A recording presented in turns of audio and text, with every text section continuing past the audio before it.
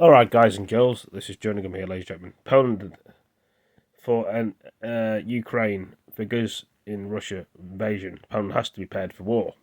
Sun newspaper, UK.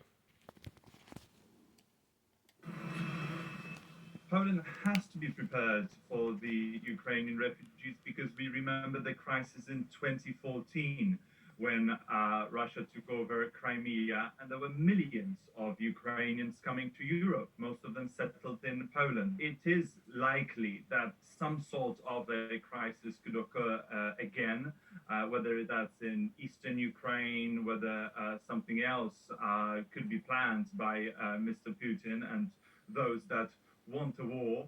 I think it's quite possible that something could happen again. And unfortunately, Poland has to prepare for potentially hundreds of thousands or even up to a million. Musimy być przygotowani niestety także na najgorsze. Najgorsze to dzisiaj atak Rosji na Ukrainę, pełnoskalowa wojna, jak mówią wojskowi, a to może oznaczać rzeczywiście eksodus z Ukrainy. Millions of people coming from any country could cause serious troubles and serious issues with the host country. So in the 21st century, we've noticed that immigration, refugees are weaponized. They're used in the big political chess game. And Poland and Belarus certainly experienced that when Belarus was literally forcing and pushing poor people from the third world into Poland to enter illegally, and the aim of that was to create some sort of an artificial crisis and perhaps divide Europe. Poland didn't give in, stood strong, defended its border with the support of the United Kingdom and other countries. And we've learned our lesson. So a wall has to be built.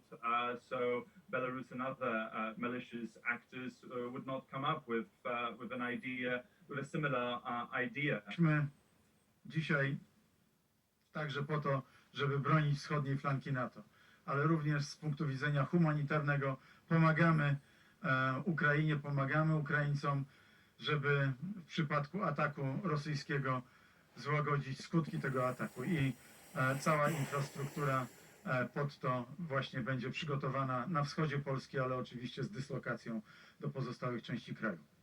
Very often Poland has been criticized in recent years that it did not accept refugees, but these were refugee mandates coming from Brussels.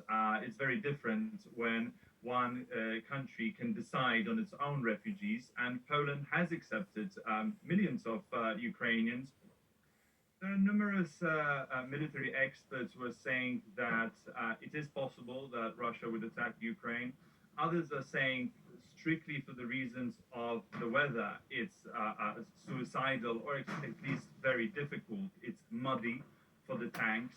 It's very cloudy, so the Air Force has to fly very low, and that's also very dangerous. Even we keep on talking about the 150,000 Russian soldiers. Ukraine has more.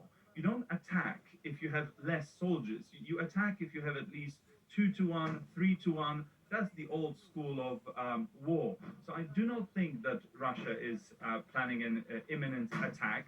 They're just threatening, and we should be strong. We need unity and solidarity. But the thing is, Russia did threaten an attack and done it. Just panicked, and foreigners moved out of Kiev, while it's the Ukrainians that are telling people to come back because there is no threat of an attack on Kiev. So it's a complicated situation. Things have changed since then, though. You see, there's attacks and stuff.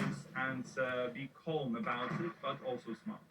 We need to stop talking about the war because this is a trap that we've fallen into that has been set up. The guy is wrong, in my opinion, because we can see for yourself. The war actually happened. So this is published on February the 17th, 2022. So the war is actually happening now. So there we go.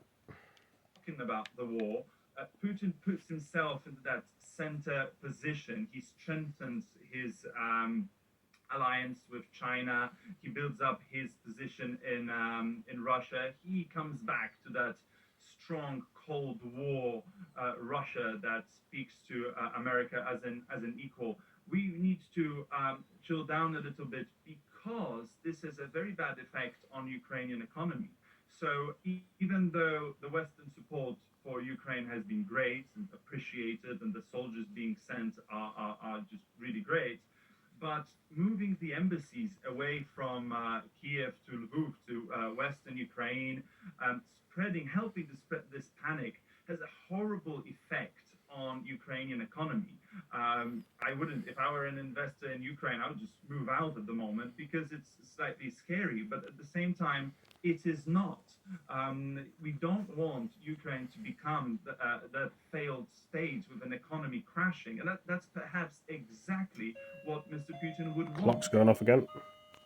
Anyway, guys, girls, ladies and gentlemen, thank you for joining this video, and I'll see you in the next one. Take it easy, peace. See you later.